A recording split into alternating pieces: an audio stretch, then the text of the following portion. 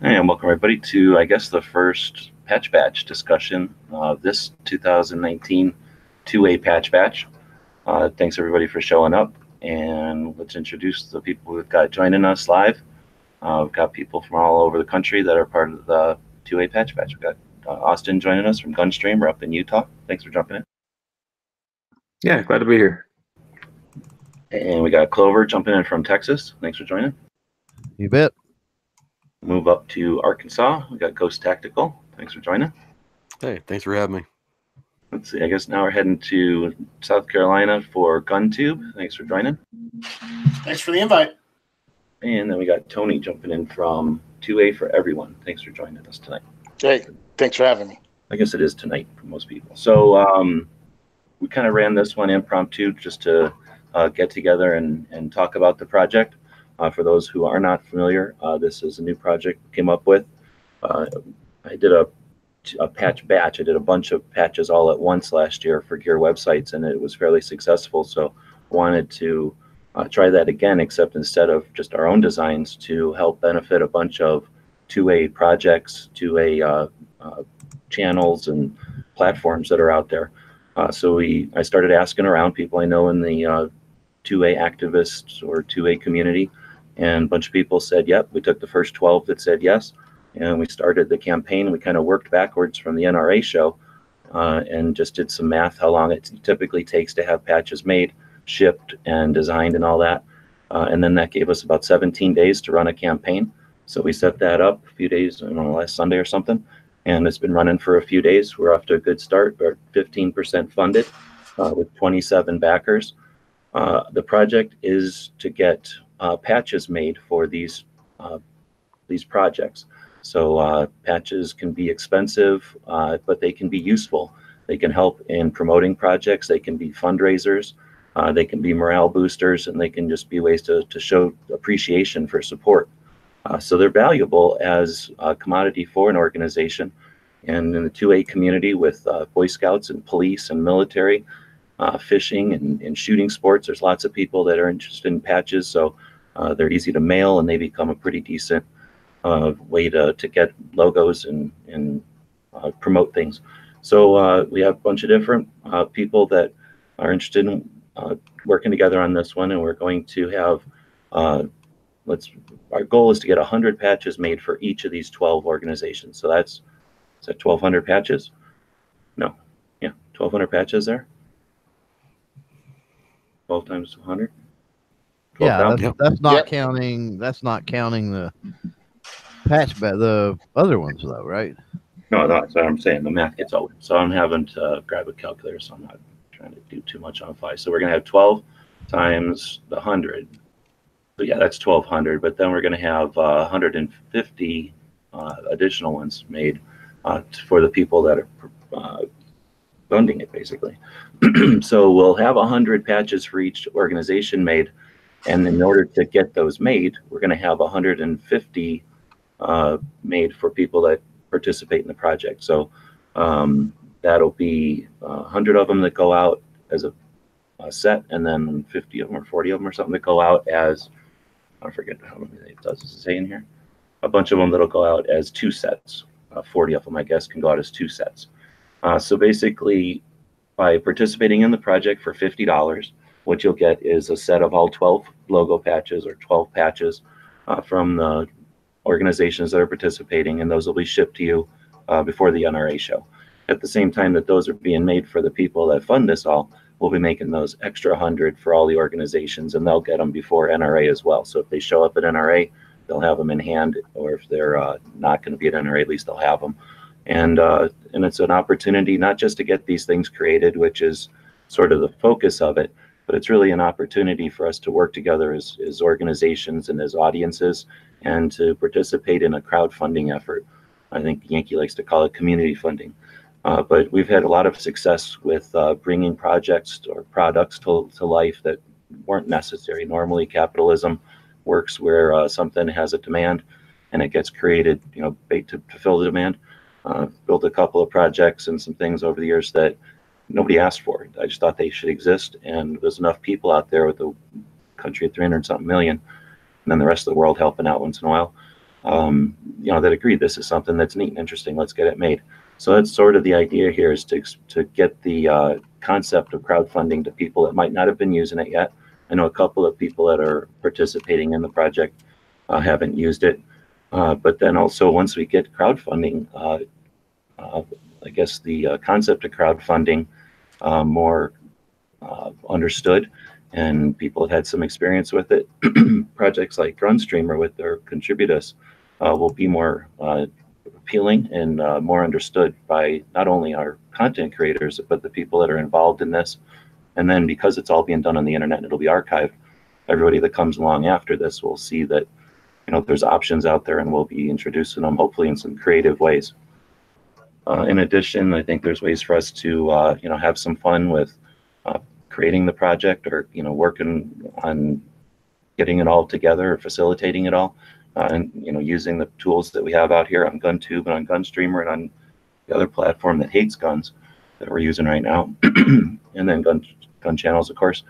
We can come up with ways to organize and use these tools for the power that they actually provide. With that, I'm going to go get something to drink because my voice is failing, and we can chat about how to get this project successful.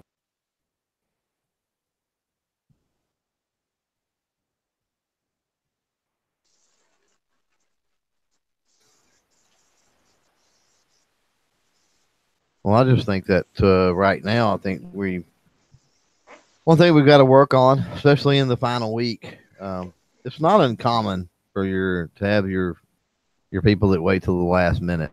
For the longest time now, I've been one of those people as well, so I know how that is. But I think that there needs to be a cohesive, concerted effort, which I think we've seen that so far with a few of those involved, but we need to see more of a concerted effort with everybody involved in promotion and making, those that follow them, that frequent them, that consume their content, making them aware of what's going on. The beauty of it is that with the promotion end of things, is you don't have to be a content creator necessarily, because we have content creators involved in this. So it's just a matter of, it's not like you've got to come up with your own original video or your original commercial spot or anything else. It's just a matter of taking what's, somebody else with this project has put out, and sharing that and pushing that out, because we're all in the same boat. I mean, we're all after the same goal here. Yeah, I took like on LinkedIn, I took your video and just reshared it, and put that I'm in on it too. You know what I mean? Yeah, and I think the biggest thing that we can do is as a community, and we all need to share everything, and we all need to put our own production, whatever you want to call it, whether it's Instagram post or a video or whatever. But if you're a consumer out there and you like what we're doing, and we're trying to spread freedom throughout America through our messages, our collective messages, then please share Clover's video or share an Instagram post that you see on there. And because even if you're not interested in it, you might have someone that follows you or you're friends with on Facebook or whatever that might be interested in it. And the more people we can get out there, like I said, I think it's a really cool idea, because a lot of people do like patches, and the patches are one thing. It's really to help support projects. But since people do like having patches or gifts or whatever you want to call it, it's allowing you to be part of the process. And for a lot of people that don't turn their own cameras on or don't have their own podcasts or whatever, this is a way to possibly be a part of the fight. One of the things I got told at Thursday's event was maybe women don't want a T-shirt with a large logo on it, but things like patches, they can stick on range bags. They can stick on the cap they wear to the range. It's not as, they have their own style when it comes to dressing, but putting a logo on something or a patch on something is a lot easier than trying to get them to wear like one of my shirts. Or a lot of people are starting to do patch walls now, and it's part of their gun room at home. Or they put them on the safe or whatever. There's That's a lot true. of different things for it, and I think it's really interesting because there are a lot of people. I've already had a patch, and some have already patched, but there's a lot of people involved in this project that have never had a patch. So you're going to be on the front end of getting the first patch from Yankee or from Matt or from Yuta, or I don't know if Tony, if you've ever had one. Obviously, Gunstreamers had one at SHOT Show, but this will be the first kind of out for the public patch that a lot of these projects have, and Hold on. it might be the only patch they ever have too. Hold on. That's a good point. So let's talk about that because that's not 100% accurate. Yuta, for example, has already done a couple of patches. This will be his first one with us. So let's go through I'm just going to go around the picture here. I'll screen share. So Every Second Matters, I think this might be the 7th edition of the Every Second Matters patches. We've been doing that for almost 6 years now. 2A for everyone. Tony, this will be your first patch, right? Yep, my first patch. Gunstreamers is to be announced. So this design here is not the design. That's just a placeholder. They've already got a logo patch, which is pretty awesome. So Austin, this will be some other design. It'll be your second run of patches, though. Right. Yeah. The design will be a little bit simpler, but second run of patches. And then Ghost, you've done at least this design embroidered before, and have you done other patches also? No, I'll have some Ranger Eyes here coming also, but this is I've had the patch that I embroidered, but that's the first and only patch I have. Right on. I don't think Gear Reports has done anything yet, or Gear Report, excuse me, done anything yet. So theirs will look similar to this one, but not the same. GunTube, this will be their first patch. They haven't done one. Clover, you've done 4 patches already? 5? The third is being made currently as we speak. So this will be the 4th. Okay. I don't know how many Yuta's made, but I know that he's already done at least his logo, but I think he's done some other funny ones too. So it'll be something probably humorous from him. Matt has never done a production run, so it will be Never Enough Ammo's first production run. 2A Fund is new, so it'll be Tony's first production run. Yankee's done patches, I think, but this will be his first production run with us with a valid 2A organization. And then Florida Carry has not done a PVC patch or any patch really, so this will be their first run. So we've got a state level pro gun organization that does everything from lobby to education to host activities, and they're very active in the community. Every Second Matters, an awareness campaign that's been around for going on 6 years. We've got 2A for E. When did you start, Tony? I started February 2015. 4 years ago. Gunstreamer, going into it, strong into its 2nd year.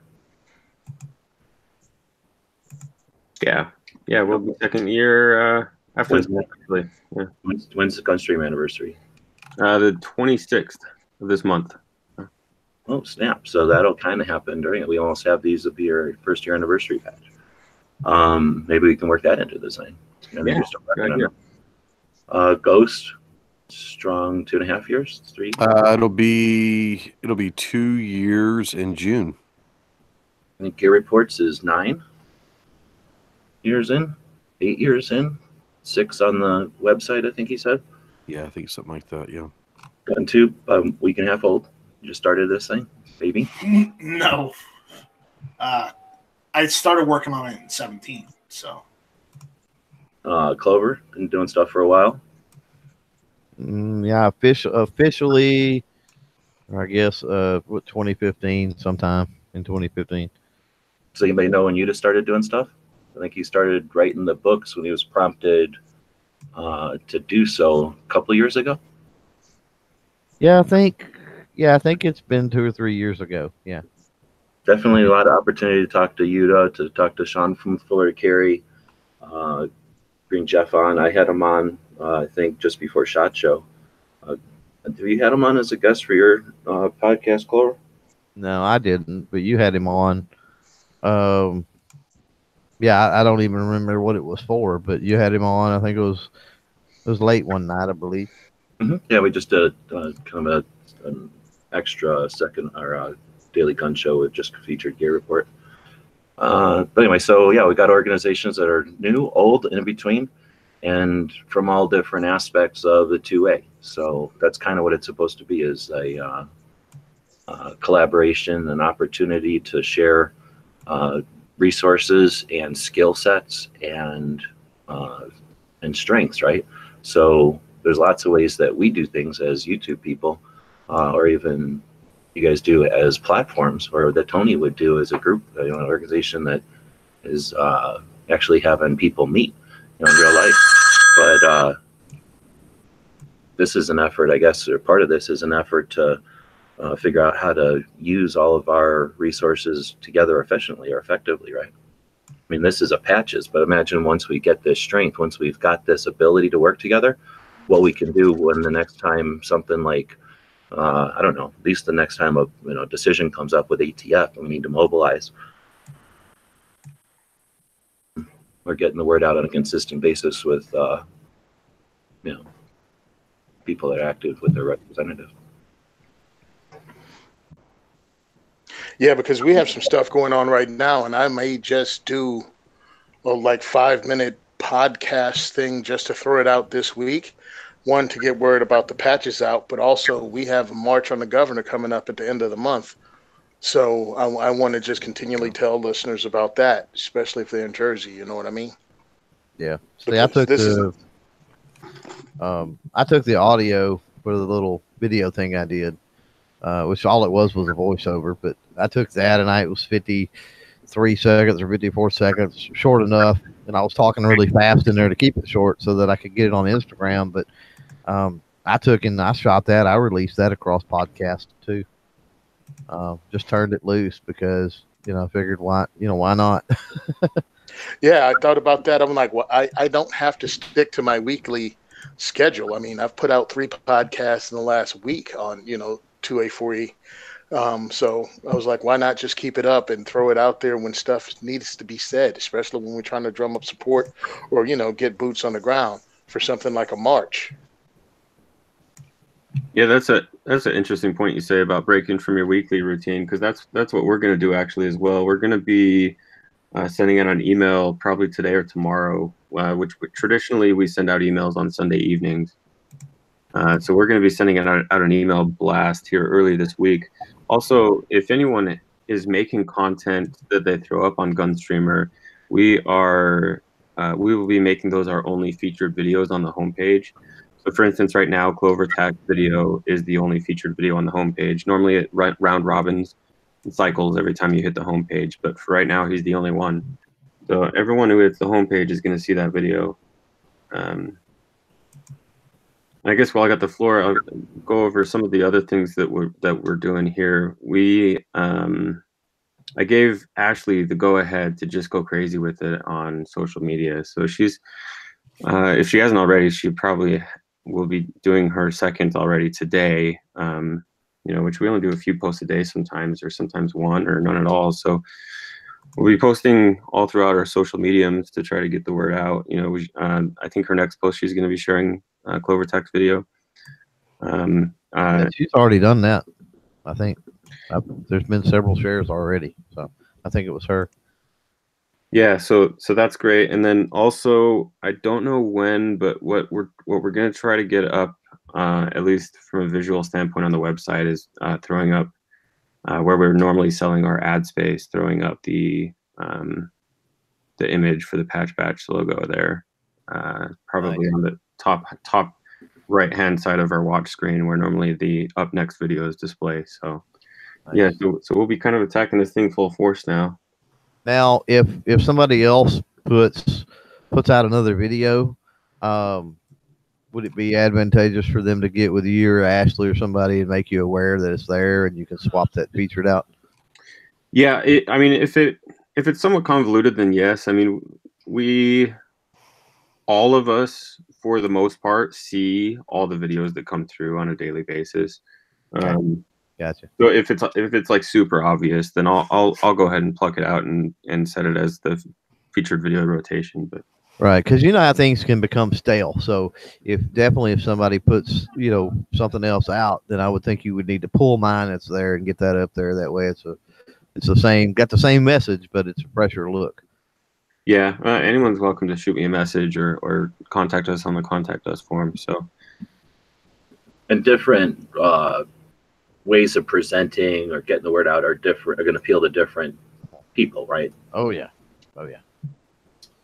So people are asking about the links to the various people. If you go through, it didn't work. I was going to try to copy and paste them from YouTube onto YouTube. If you go to the project page, though, and you scroll down a ways, it'll have the participants section, and there's links to everybody's projects there. They look like red or pink or whatever color that is.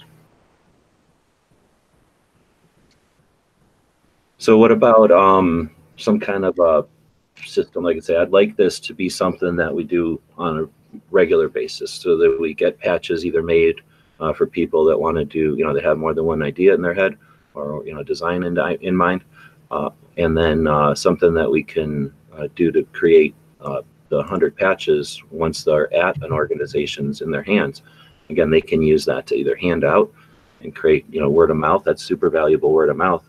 But if you're able to sell them on a store or somehow, that can bring in some funding. So now we're all getting patches made and basically allowing them not just to, there's always benefit to just giving somebody $50, but there's that teach a person to fish. So if you can give them something that gets their store rocking and rolling, that helps, gives them some more items in the inventory of their store, and gives them opportunity to make patches on a regular basis, then it's something that you can look forward to as far as a series or something. So if that's the case, and we want to make this like a, potentially the structure of this thing that we can repeat, then are there some elements that we could add to the recipe? I mean, obviously we have to have certain things like the campaign itself and the patches or whatever it is that we're going to work on. But as far as like the procedure or whatever, like, I don't know, I'm gonna leave that up. Instead of always, I'm not trying to make this my project. I'm trying to really give us an option to, or some places to create stuff here. I know where we can put the stuff once we build it.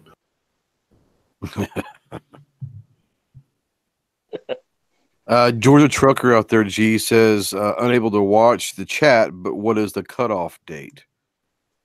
Oh, the cutoff date of the project will be, it'll end on March 8th. No, excuse me. March 8th is not when it ends. It ends on March 13th, which is Canine Veterans Day.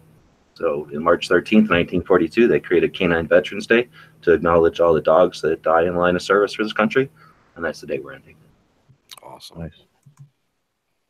But that's mainly so that we have about a week to fart around, because, it's like trying to gather, or what is it, herd cats. That's going to be like, everybody's like, oh, I got my designs ready. Sure, my designs are ready to go. No problem. And then it'll take a week to get everybody to email me their designs. And then we'll send them off. And hopefully, we'll have everything good to go. And then that'll give us time to create them and then ship them. And then double shipping, right? Gets shipped to Arizona and then gets reshipped out to everybody. I think we've given ourselves enough time there. But that's sort of the determining factor on when the campaign was going to end. So it'll be Wednesday, March 13th. I think that's next Wednesday. That's correct. Next Wednesday. So what does that give us? It gives us this Wednesday, so potentially match chat. It gives us this Thursday, Yankees chat. This gives us the opportunity to get Yankee stuff over on Gunstreamer and GunTube, huh? Yep. Yeah, for sure. Yeah. Let's see. We've got Tony. You record your podcast ahead of time. Do you have time, or do you have interest in putting this into your podcast? Would it air before the campaign ends on the 13th? Oh, I'm going to actually do one tomorrow and just put it out. I'll probably put a couple out just right out there talking about this specifically, and then get another one in by the end of the week. That's a full podcast. But this is going to be a call to action about these patches that I'm going to do specifically earlier in the week. And then Thursday, we're going to record the show, and it should be out by Friday or Saturday. I've got a podcast coming out Sunday and I will be able to go back in and record, like a 30-second commercial and spread 2 or 3 of them throughout the podcast that will be out on Sunday, so I can go back and re-edit that before I publish it. So that shouldn't be a problem. Lots of stuff to talk about. So got Instagram going. I don't know if anybody else has their Instagram live poking out right now, but I'm live on Instagram, and DTP said promoting in chats is good, but standalone vids will help. Not everybody will go back and watch the missed chats. That's true. A lot of people do watch the chats live, and unless they're a podcast listener or something. But Jeff just jumped in. Hopefully Austin will stay in. He's probably had a connection issue. Your report. Thanks for jumping in. Sure. Yeah, I'm here for about 10 minutes, and then I turn into a pumpkin again. Right on. So we're just talking about the project and the concept that the project itself, the campaign itself is, this one, but I'd like the project to be something that we can repeat, either do series of patches or bring new people in and do this effort to kind of help create a place where we can collaborate and spread awareness and, keep a more functional line of communication open. So when we need it for something like a 2A issue, that's important. We've created and established some ability to work together in a, more than just linking stuff and all poking at the same picture or whatever. So with that in mind, I've been asking them about the panel and the people that are watching live, ways that we can work together or create a set of instructions or a recipe for this type of a project, so that we can try to get as many of them in the 10 days we got left, 13 days we got left, 9 days we got left, and then anything that's maybe too long or would take too long for that 9 days we got left, add it to the list for the next time around. Right.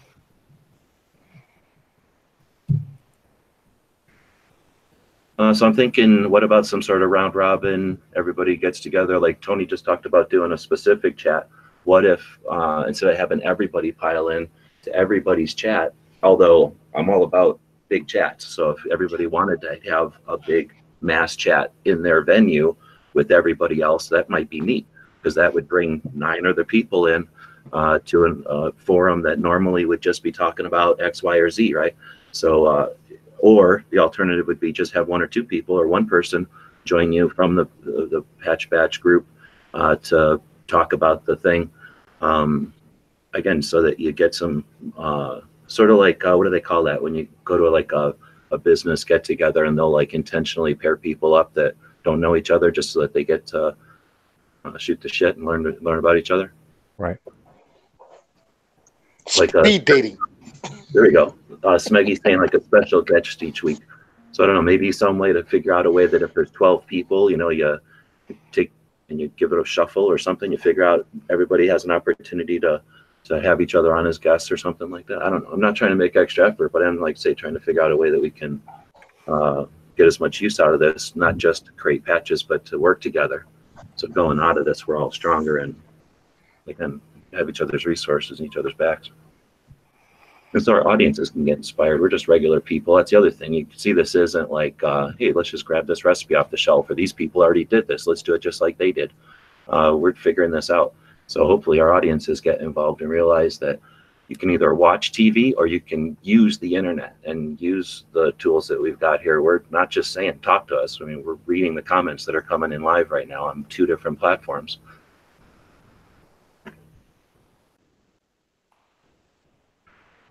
Yeah, I mean, I think this is a great asset to bounce ideas off of people that have different experience and different audiences.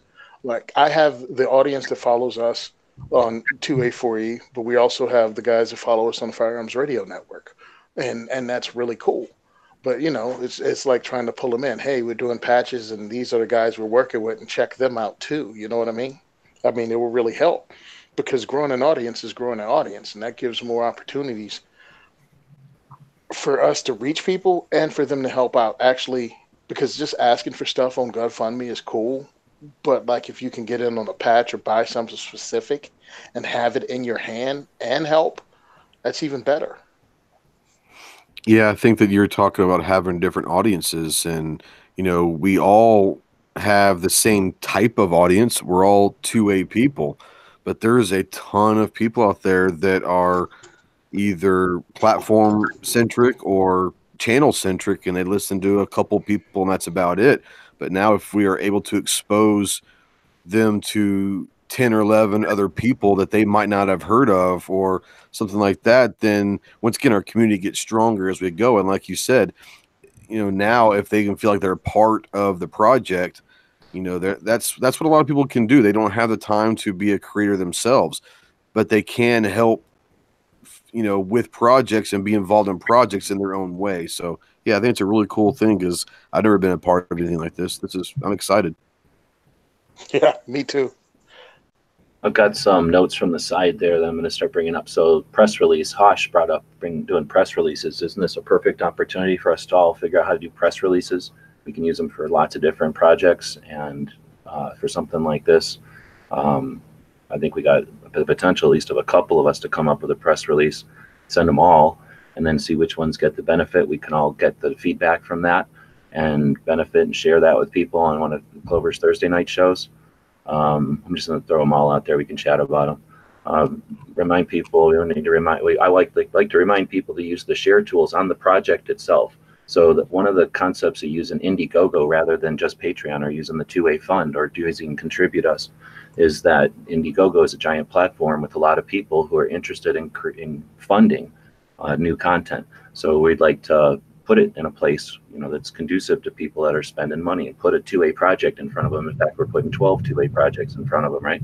So using the share tools that are there are going to make the platform itself more happy with us as a project, and they're going to help the project, of course, for all the reasons we've always talked about. When you flip the internet over on those little hoses and tubes and stuff that Al Gore made, are going to that amplifies all that. So the share tools that are on Indiegogo are invaluable. So any effort that anyone does to help spread the word about that, someone doesn't need to purchase in order to share. And if they use the tools on Indiegogo, or if you want to help people, encourage people to use the tools on Indiegogo, that would be a great help to all 12 of us.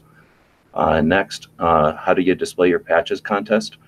I haven't brought it up yet, but if people are willing to dig into their 100, perhaps we could take 5 out of our hundreds and make 5 different contests or something. So that, I think Calaveras had said, from California, thanks for being a supporter of Gun Channels and everybody else's projects on here.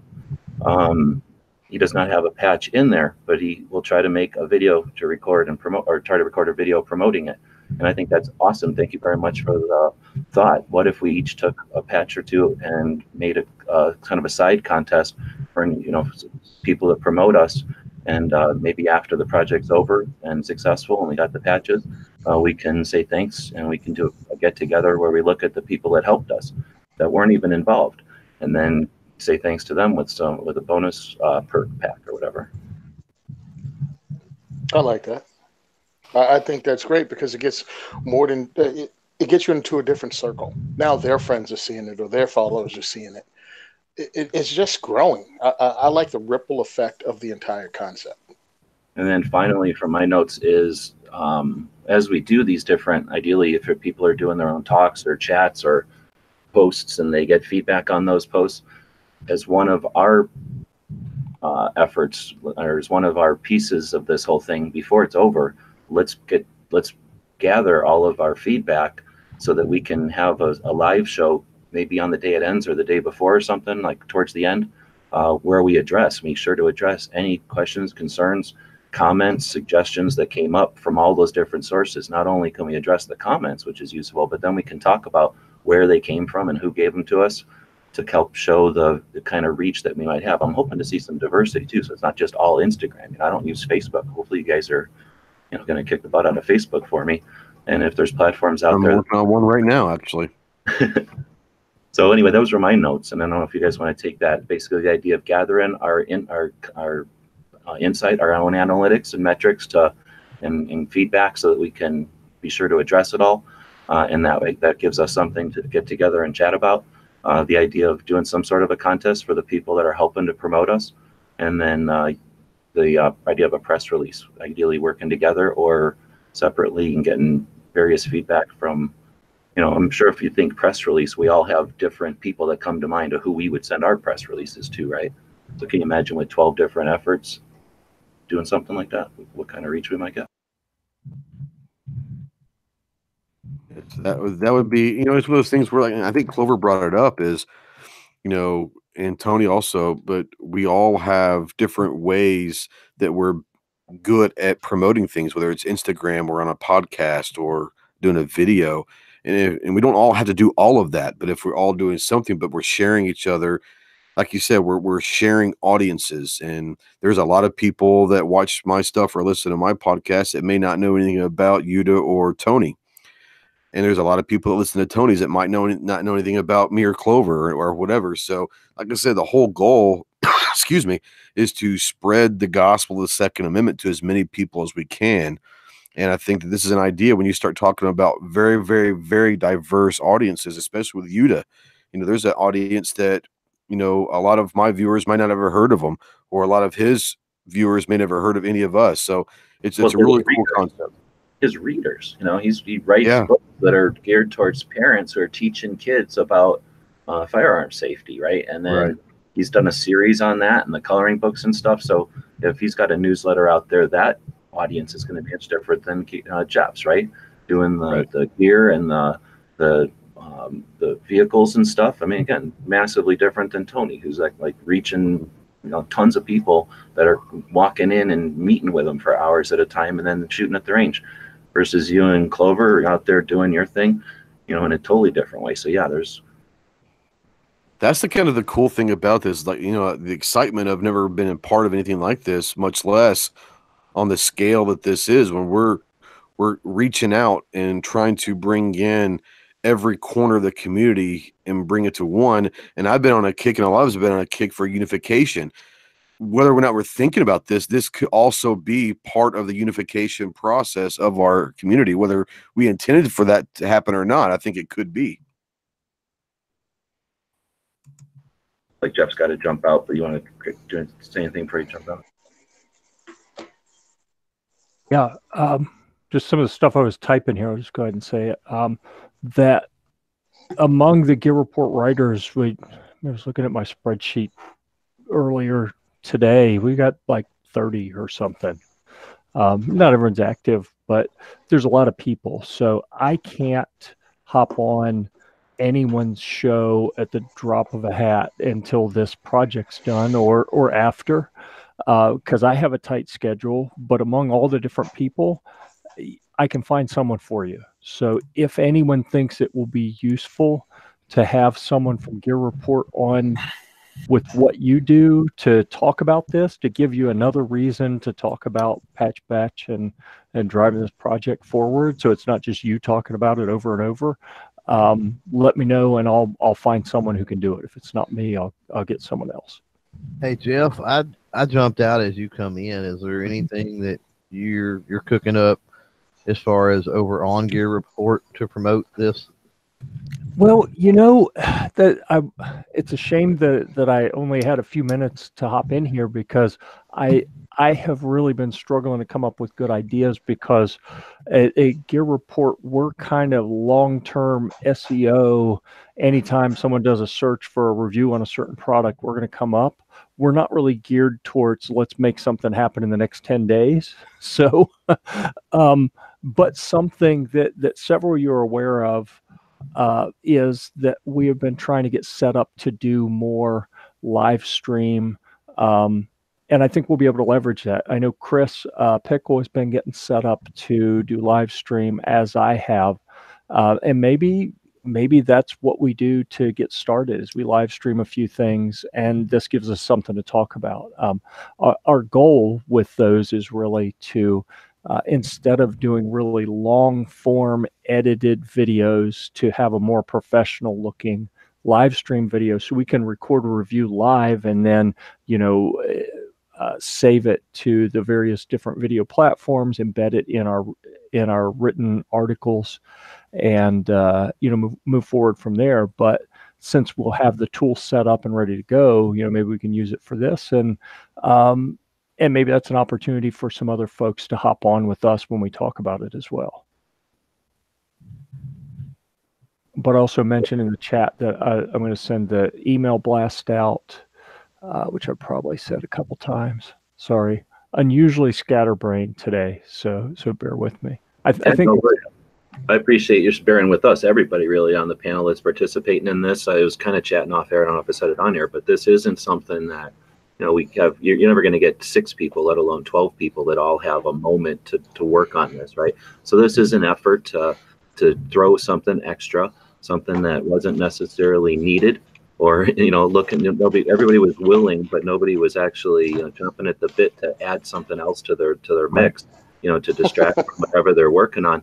But unfortunately, we don't get to choose when it's time to be vigilant to defend liberty. So I think of the very thing I'm working on is tools to encourage and inspire other people to figure out what we're doing here and do it better if you feel like it, or participate in what we're doing here so that we can evolve this on to whatever's next. So I just want to say thanks to Jeff and everybody for being flexible and with this whole concept, because it is a new thing. And not everybody is accustomed to jumping into new things, and I appreciate that. That's sort of the concept. Some of the people that are involved aren't accustomed to this, and that's what it's all about. Because hopefully we'll learn stuff about your blogging and what it's like to do things on your time frames and your schedules and your audience, and you'll learn from us, and we'll all grow, or at least be more aware. So again, thanks so much for being flexible with all this. And please, if anyone has any ideas, if you think about Gear Report as kind of an online magazine instead of, where most of you guys are doing live shows that are interactive, we're expressly not interactive almost all the time. So this idea of interacting with our audience to motivate some quick action, it's one that I'm kind of scratching my head on. So as you guys have ideas or thoughts, even if it's just, maybe this will work, I don't know, bounce it off of me. I'd love to, have a foil for that creative process so we can really come up with some cool new stuff and jump in and make this happen. But at that, I have to run one of the kids somewhere real quick. So it's been fun. Thank you. You bet. Thanks for jumping in. As I say by Jeff, I'm going to also shut down the Instagram. My battery on my phone's about to die. So we'll be saying goodbye to the Instagram audience. Looks like we had 50 people watching over there. Yuta was over there earlier, so I don't know where he's at, but maybe he'll be able to jump in. And all right, later, everyone. Bye. Take it easy. Let's see. So I can move my screen again. I have to move my screen down whenever I'm on Instagram, so I can't see what the chat's saying. Let's see. Yeah, I've been doing a lot of different things. After Thursday's event, every time we have a diversity shoot, I get together with my core guys and girls, and we have dinner together afterwards and toss around ideas how to make it better. And I take ideas from everyone because, no one person has every answer. And that's where things like this come in. I'm like, okay, we have to grow the audience. We have to grow the number of people that are aware of 2A4E and the work we do in New Jersey, but the work we're trying to do everywhere. I mean, for me, it's just motivation. Fine. You don't have to start something called the Second is for Everyone diversity shoot to get more people come to the range, to invite someone new. So that's one part of it. The other part is I need to get more people to hear about what we do. So I guest appear on at least 2 podcasts that aren't something I always do every week. So for me, doing another podcast, great. I mean, a guest appearing, talking to someone, and starting to invite people from other places onto my podcast. It's all stuff I'm willing to do to promote the cause, because we have to get gun owners active any way possible.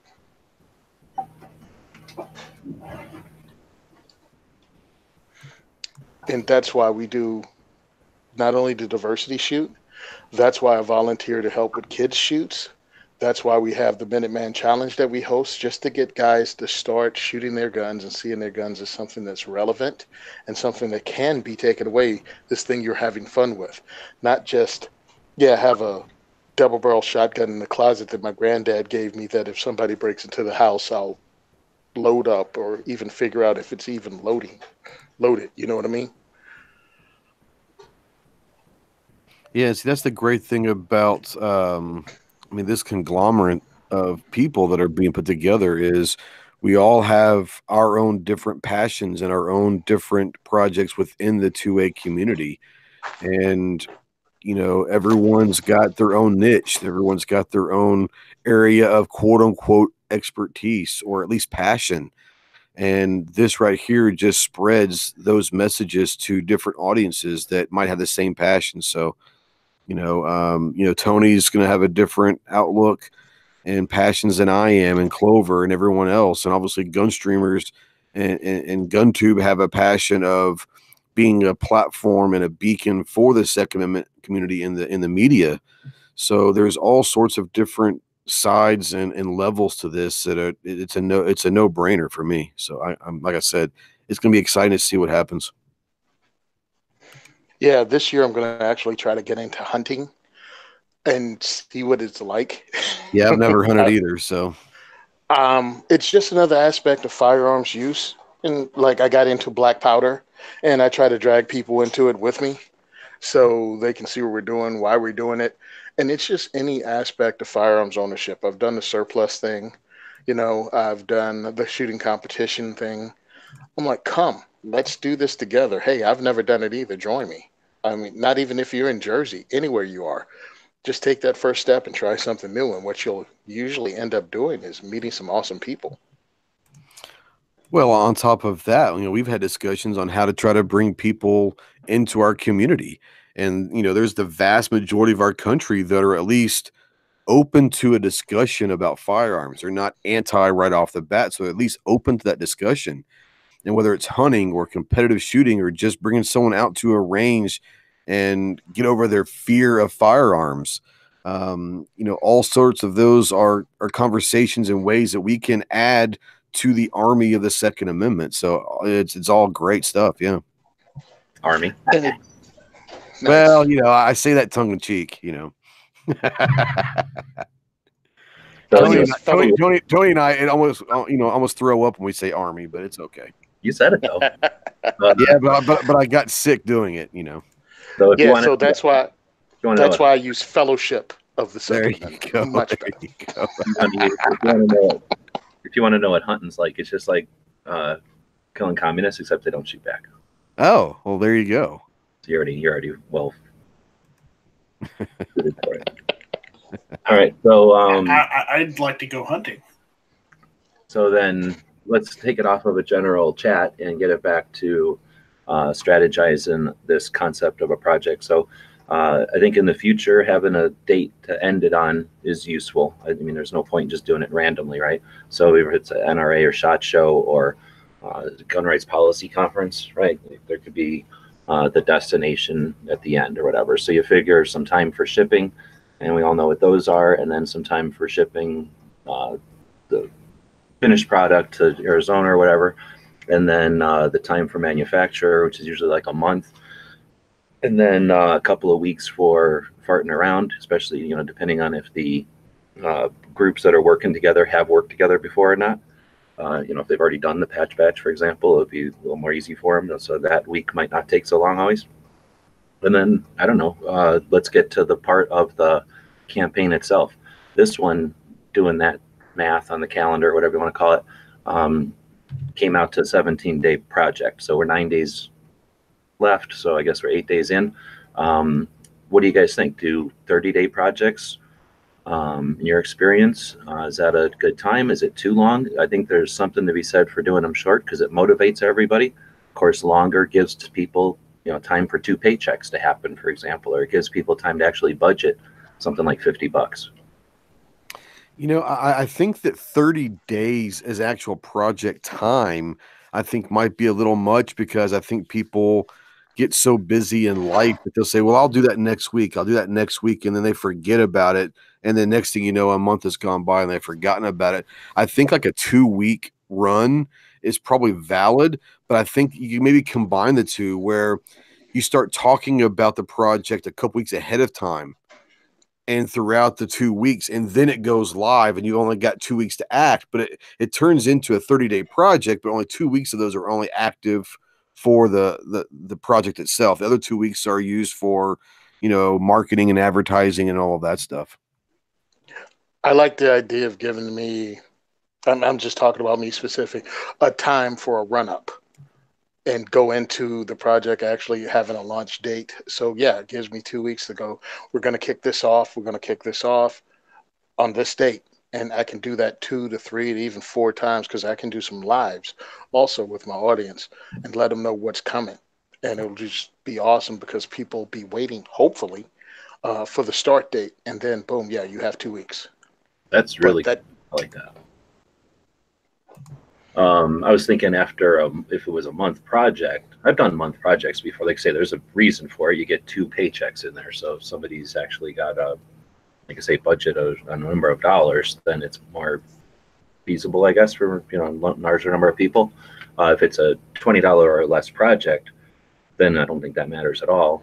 But then I think that one of the downsides of a 30-day project is that for 30 days you're going on and on and on and on and on about this thing. And I've had projects that funded in the first few days, and then it's like it's annoying having to wait for 30 days to end it, right? Because you're like, okay, it's done. I can start now, but it can't because I got to figure out, the rest. So, and then the audience, it's just, I don't mind saying something repetitively, but after a month, it's like, who wants to hear anything after a month of constant, especially if you've already participated or you have no interest in participating, right? Right. So I guess you also get a chance for like a month for people that aren't consistent viewers or listeners or participants who would, you'd have a month to reach more stragglers. Is that the way to say it? Like people that only maybe check in once every couple of weeks to see what's going on. They could potentially, with a 2-week run or even a 17-day thing, they could potentially, somebody like a Flath, right? I always like to think of Flath, or one of the people that keeps gun channels going. He works up in Canada, and he's on cruise for 6 months at a time. He'll be off for a month or a couple of weeks and then go on to another crew for an extended period, and he doesn't necessarily have access to internet. So somebody could literally touch base before the project and then touch base after and completely have missed it, which I guess, like I say, is an advantage for a longer one. I think too, the benefit of having multiple organizations or entities involved is you could, if you organized correctly, you could split that up. In other words, you wouldn't have all 12 throwing out, this volley of content all in one day, or all in 1 week. And communication, you could split that up. You could like, hey guys, I'm going to cut mine loose these, these couple of days, and everybody kind of figure out when they were going to turn their promotions loose and then stagger that out, I think. And then maybe it'd be coming from different sources. So it would be a little bit different than the same person or the same organization or the same channel harping on it over and over and over again for 30 days. I like everything about that, and the idea that it creates some structure, something to do. Because if, like, for example, if we just all sat here and watched Yankee fund this thing, how would that that would get the patches accomplished. The mission would get accomplished, but would we be stronger as a fighting unit? Right. The goal of everybody working together, right? Yeah. That kind of gets overlooked. And creating some structure like that, I really like that idea of kind of like layering it. And again, with 12, I don't know why we even picked 12. I think it's because I invited like 15 people and 12 of you said yes before I realized what was going on. So that's where the 12 came from. So, with that many people, I was trying to kind of come up with the same thing when I was saying it before, like the idea of like kind of pairing people up to, not force friendships, but to create opportunities for people that never have chatted with each other before. And those audiences that would come together, I think that'd be neat. Oh, yeah. So it's come up with some kind of structure so that, like you say, over the span of the full month, nobody would get saturated. Not one audience would get saturated with it. Talking and typing at the same time. And Matt joined us. Thanks for joining. So this will be. Just saw the link. Sorry. No worries. I know you got a chat coming up here in a bit. It's Monday, right? Yeah. So this will be your first run. You excited? You getting your first patch finally? How long have I been bugging you to do a patch run? A long time. I don't know how many years since before a lot of people were even on YouTube. I think so. So this will be cool. I'm looking forward to it. So we're going to do something similar to what we got in the thing there, right? You're basically your green logo, the never enough ammo with the 0 or the O being a crosshairs.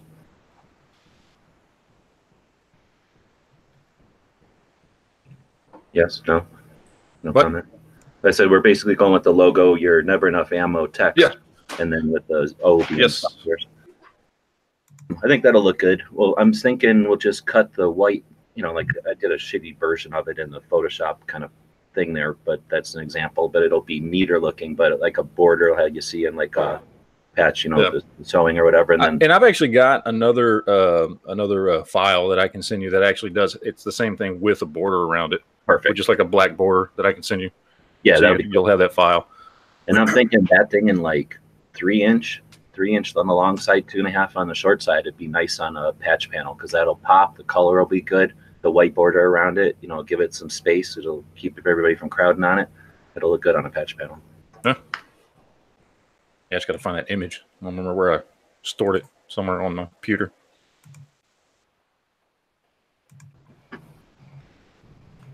On your pewter. On my computer. So Midnight saying yes to Clover. Everyone chip away at promotion for the first half of the timeline, then cross promote and promote together the last half.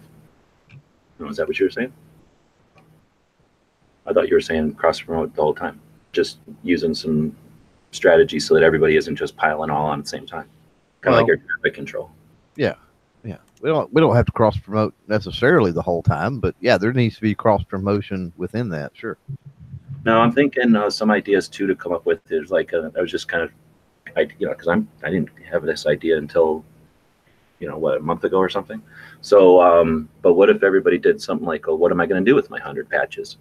Now you got 12 different videos out there talking about what we're going to do with our 100 patches, or how I'm going to design it, or like with Clover, his is going to be a TBA until you get it in your hands. Maybe some kind of a contest. He just likes to be different. Goodness gracious, he's so difficult. But I'm just thinking 12 different 12 different efforts going individually, that kind of work in symphony with the whole thing.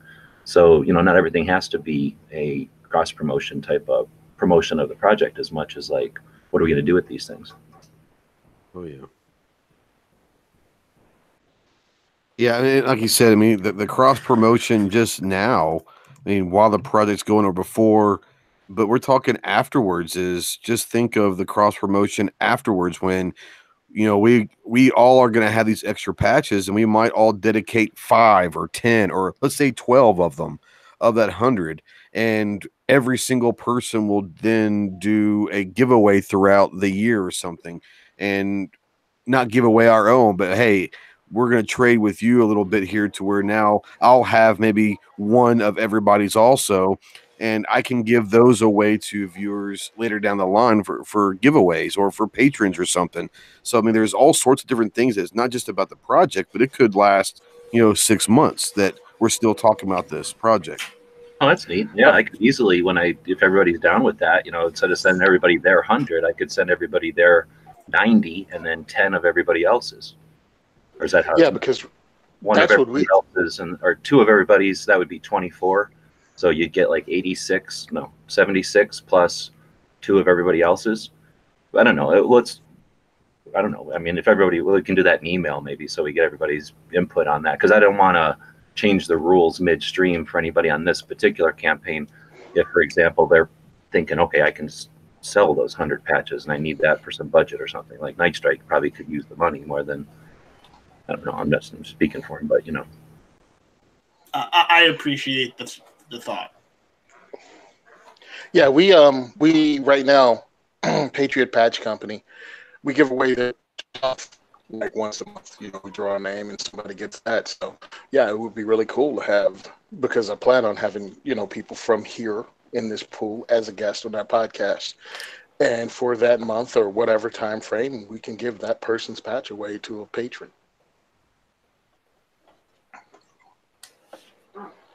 Yeah, that'd be cool. It just the options are limitless, I mean, it's just however we want to come up with different things, Yeah. I mean, I'm thinking for the Instagram, you got to do it for the grams.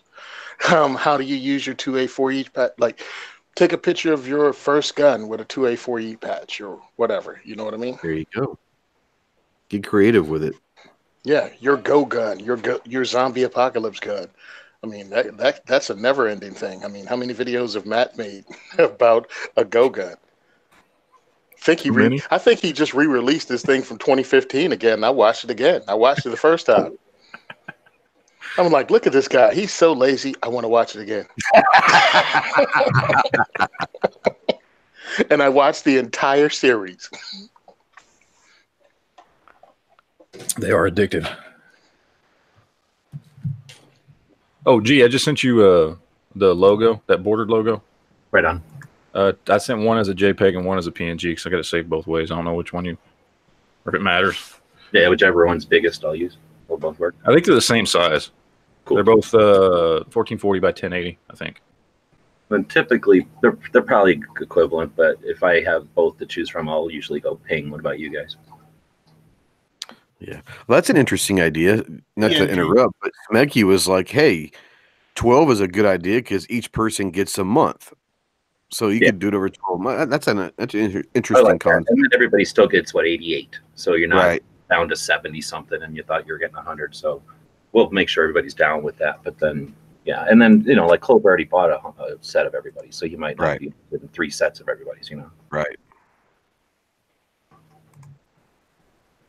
Dang it! I just had something. So I'm not the only one thinking about just buying a set to have a set, right? I'm buying mine right now, actually. Well, let's talk about how to do the 100. So the idea came up in the creation of this whole thing that we would do the first 100 sets are going to be numbered. So any ideas on how to accomplish that or what to do for that? Number each individual patch? Yeah, I mean, I'm probably going to, not the patch itself, but like, the set. So it'll come with something, maybe a card or something that says this is 1 of 100, 2 of 100, 3 of 100, and so on. But something that would go with it to maybe I don't know, I'm just throwing stuff out there, like a postcard that had a picture of them all or some sort of a graphic. And then I would use something like your Patch Batch logo. Yeah, I was going to say, just use that logo. That's pretty cool. Just do it on a business card. Now, here's the other thing. That logo I came up with that like over a Sunday evening listening to Pancakes chat, so I was all distracted and pissed. So, I just came up with a logo. I know Jeff's is wrong, like Matt's is all sloppy, but anyway, so that logo is just a logo. Like, I think I was hoping that one of the ways that we can share resources is our artistic talents, right? And obviously, you guys all have your different abilities and tastes and whatnot. So, I mean, by no means is there like a set of art. Ideally, it would be like if we did this thing legit and like we're saying, we kind of prepared for it and everybody was getting ready, everybody would bring their something to the table, and then we'd have all the 12 pieces that everybody could play with in their own way, so that it's not just a consistent. I don't think it's better to have a consistent logo gone out, right? For something like this, it doesn't need to have a consistent logo, in other words, does it? I don't think so. Not really. I don't see a necessity for that.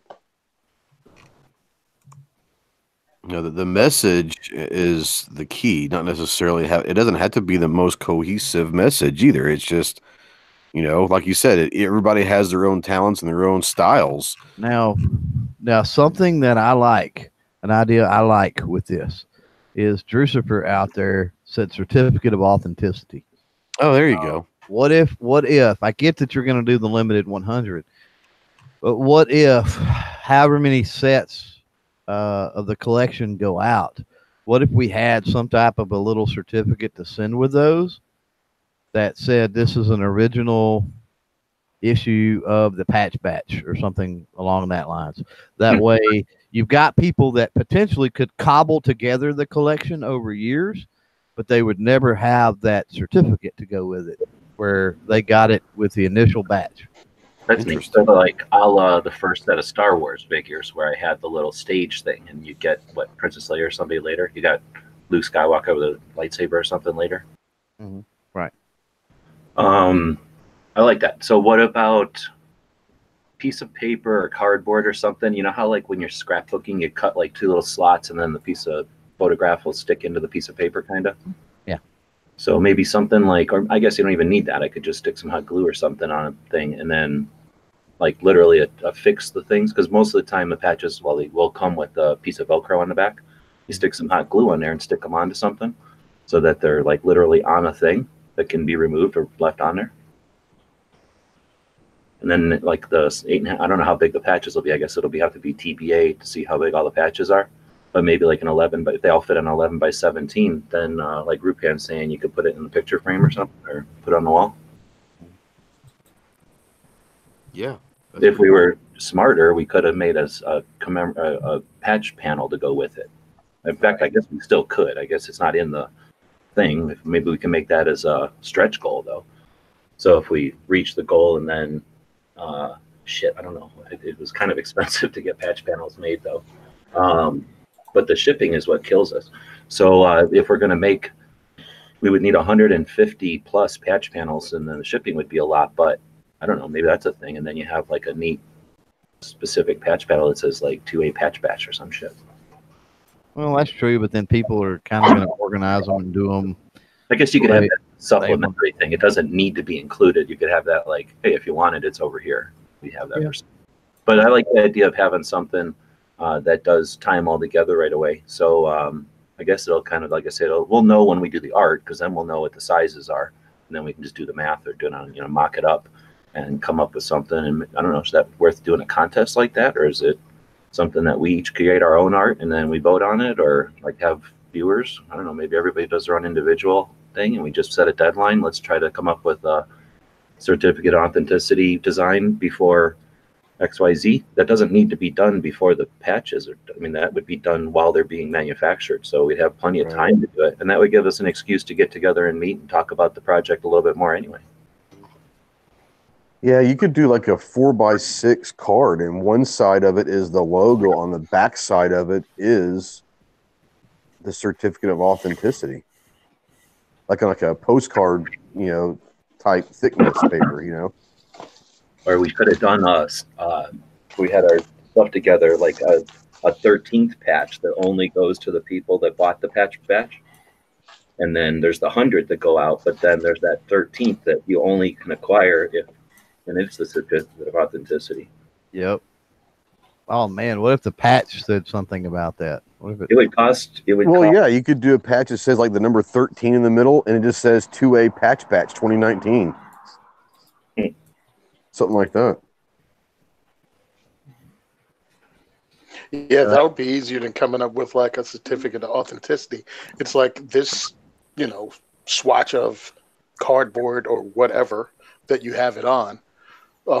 It's numbered along with the patch. See, you put brilliant minds together in a room, and they might get lucky and find something good idea. Maybe, and if you put a bunch of monkeys in a room with a hammer and a bowling ball, you get a great idea. Yeah. I have a question about Plan B. We can hear you, Tony, but it sounds like you're standing on the other side of the room. Oh, really? Oh, shoot. Doesn't sound weird. It just sounds like you're on the other side of the room. My question was, if let's say we only raise 5,000, can we cut the number of patches back to 50? Oh no, you So can't. But it would be more like 7,500. Like the shipping is the half of this, more than half actually. Shipping is the tough part. So I don't know. Yes, it's possible to do the batch with something other than 100, but 100 is where you get to a point where there's it makes it useful. Once you start paying $4 for a patch, then it doesn't work anymore because the patches cost more than the people are contributing. So the 100 creates the minimum order to go down so that the people that fund it actually fund it. You know what I mean? I don't know if that makes sense. If we made it a lower number, there would be no extra patches. It would just supply the patches to the people that supported it, and then it would be over, which would be a different type of campaign. Yes, it could be a campaign to go for in the future. I just wanted Gunstreamer to have patches. I wanted GunTube to have patches. Tony needed patches already. He literally built his logo for patches. Matt's never done a patch, so it was an opportunity to get one out there. He's going to get the taste of it, and he's just going to be the first of dozens and dozens. Yeah, we'll see. Well, I don't mean to be like the what would it be? The Debbie Downer. Debbie Downer. I was just thinking maybe there's a way to cut back on the production to keep the cost down, so that if we only raise 5,000, like I would voluntarily kick mine out, and then maybe some other people. You know what I mean? You could cut back somehow so that you could still do the project, but if you didn't raise $10,000.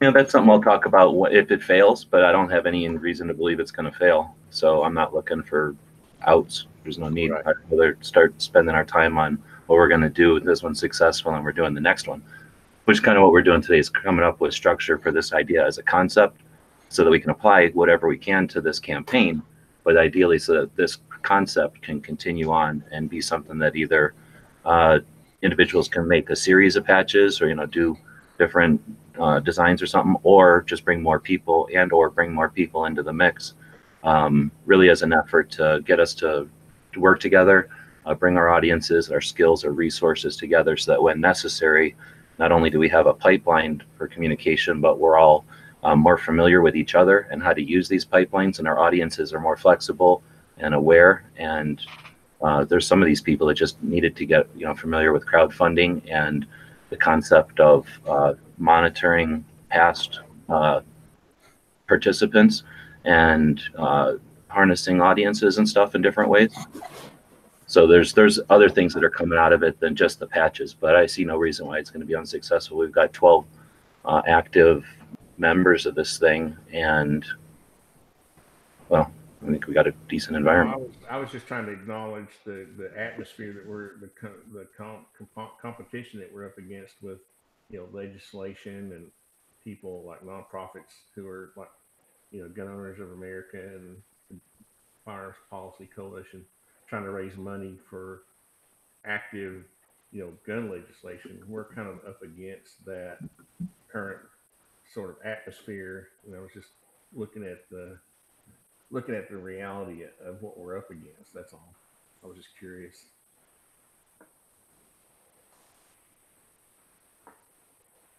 What do you guys think? My answer is going to be there's never going to be a time when everything's calm and we can just all get together and take a break and do this as a side thing.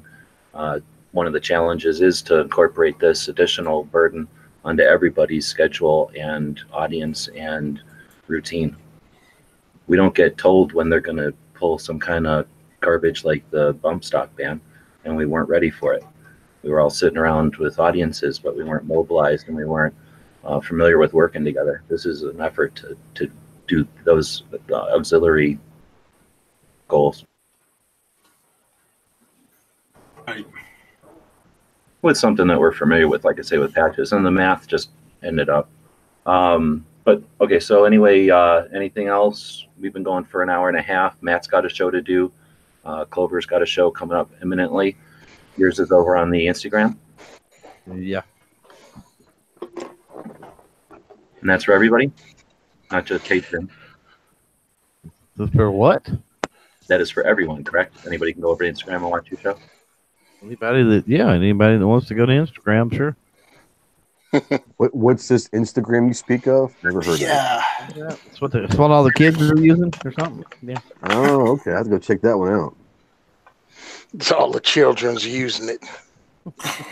Actually, I got told by an 18-year-old girl that I was working with. She said, old people don't use Instagram. Looking at me like, you couldn't possibly use Instagram. So I just passed her 2 weeks ago in the number of followers. I know it's petty, but whatever. It's okay to be petty sometimes. I agree. I'll be a better man tomorrow. But right now, I'm like, Well, and what's cool is whatever the number she's got there is probably because of her smile or what she chooses to dress with and whatever. And yours is reaching people that are, you know, interested in what you're doing, or the people that have been involved in your stuff. So the people that you're reaching are more valid. At least, you know, what you're doing online is an effort in usefulness instead of just frivolous entertainment. So I say kudos. oh yeah. Oh yeah. I mean, I understand. I'm a 48-year-old dude that talks about firearms and your Second Amendment rights, and she's, I think, just turned 20, and is an attractive young lady now. But I'm like, I'm not going to brag to her or even comment because, that chick takes off her T-shirt. I'll get smoked.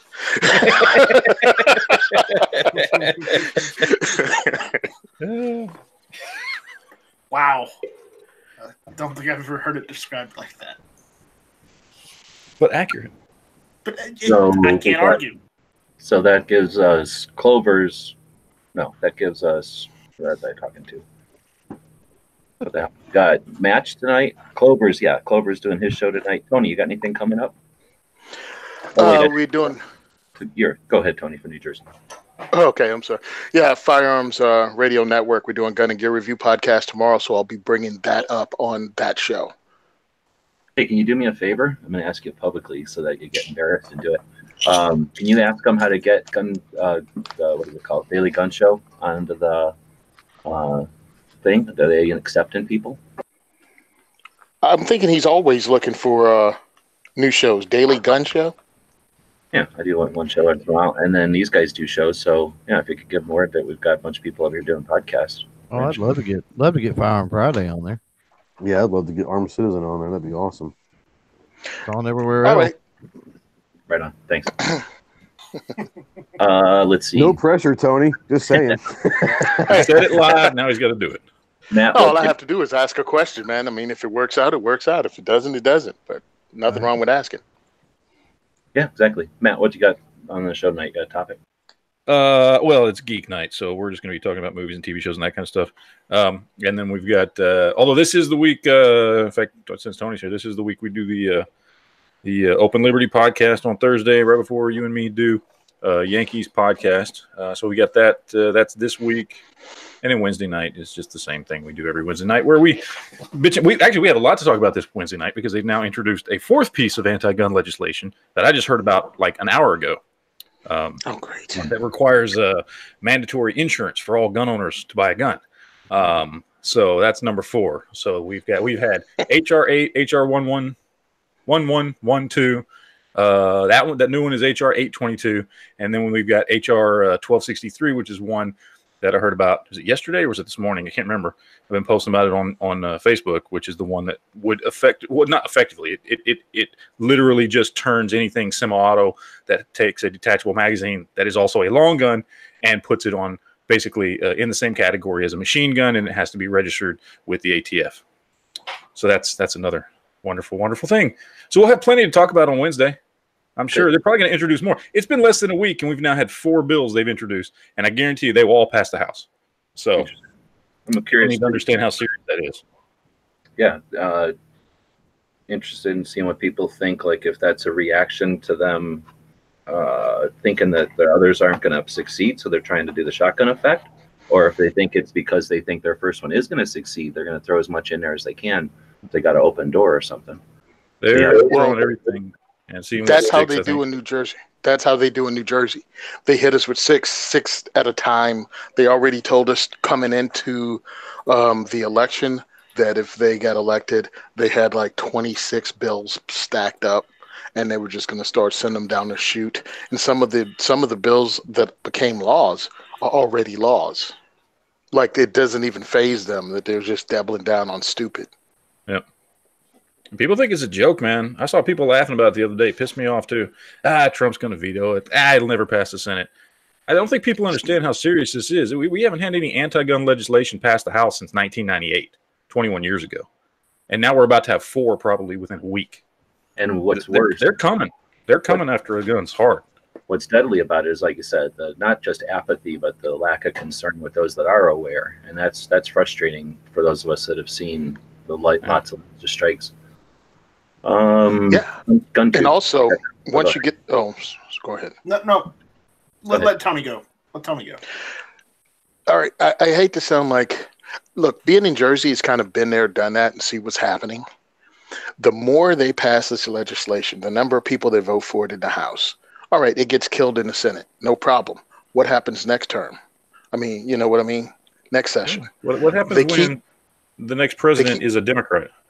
Exactly, and they keep pushing it, and it goes from the House to gets passed by the Senate, and then eventually it gets passed by the president that's friendly because it went through both houses. I'm like, you have to kill this stuff. You have to make it stillborn. That's why it's important for us as content providers to continually push, like we all do, that this is real. It's never a joke. Yeah, there has to be Because consequences for them suggesting it. Otherwise, it emboldens them, and they use it as precedence for the next round. Yeah, I mean, this is kind of the point, right? Like the reason one hasn't passed in 21 years is because they were always too afraid of us. And they're not afraid anymore. They don't care anymore because we've slacked off. So, yeah, it's serious. We're fighting it. Tony, Artisan Tony. Hey. Yeah. What do you got coming up? What have I got coming up? Well, we just announced our supply drops for 2afund.com. And so we're kind of set for March. And that's all I've got coming up, except to try to figure out how to help this project. But since I'm a small channel, do what I can, but that's all I've really got coming up. Right on. So your March supply drop went out to that guy's wife so that she could source a new logo. Yeah, I really like what she's doing with trying to help, get more women involved. I thought that was cool. And, there's a lot of crotchety old men in this gun community. And I thought it was cool that she's trying to involve her group. Her group seems to be pretty impressive that she's, gotten together. So I just thought that was cool. I don't know. That actually came about in the last, 2A workshop that you had. Remember that? So I thought that was cool. She was talking about it then, and I don't know. It seemed like she struck a chord with what I thought was cool. So sucker. So that's awesome. So now you're taking your money and my money and whoever else is contributing to 2A Fund. You can go over to 2afund.com and put as much as you want on the PayPal, and it goes on with Tony's $100, and then each month he gives that to a deserving Second Amendment project. And Arminthia, or that guy's wife, is the recipient for March, and she's taking that money and doing a contest. So if you have any artistic skill or know somebody that does, and you've got their ear, or they owe you a favor, consider coming up with a logo for her and contributing it, and you might make a couple of bucks. And yeah, that's what it's all about. Creative ways people fight against Patreon, they fight against PayPal, they fight against anybody trying to make a buck. They want everybody to be doing this part-time or whatever. It doesn't need to be that way. And this is a cool step towards getting people from different walks of life and different talents, resources together to contribute to something that is good. So that's awesome. Yeah, when we make enough money, we're going to hire G-Webs as our spokesperson because he's a lot better at it than I am. Well, we're all getting better all the time. I'm only doing this because I taught all the time. Thanks to my patrons, I get to chat a lot. So just experience and blabbing a lot. What else do we got? Ghost? What do you got coming up? Got Tactical Tuesday tomorrow night at 7 Central, and we have a potentially pretty awesome show. They're all potentially awesome, but I think this one actually could be legitimately awesome if it happens. But then I've got this coming Sunday, we've got the latest edition of the Armed Citizen podcast. This one is the one you guys don't want to miss. If you guys are interested in red flag laws and different things that how it could actually in reality affect you, this could be a really one you don't want to miss. So that'll be on all over iTunes, Spotify, iHeartRadio, everywhere that you can possibly think of that has podcasts. Definitely check that one out, and that's gonna be a fun one. Right on. So we're going to wrap this one up. Thanks everybody for joining us. We'll schedule a couple of more of these so we can get together as the people that are participating in this campaign to get the word out and to create a structure so that we can ideally continue this one after it's successful with new groups and with new patches. And if you're interested, head over to Instagram. Check out Clover's Monday night show. Later on, Matt will be doing the Guns and Geeks. Get a little distraction and some insight to some movies to watch and what's going on with the various shows. And then we'll get ready for Wednesday when we can dig into 2A stuff again. We'll have the 2A workshop tomorrow during the day. Night Strike's got his hit or miss tomorrow. Ghost just talked about his podcast tomorrow as well. And then, I don't know, keep up the fight.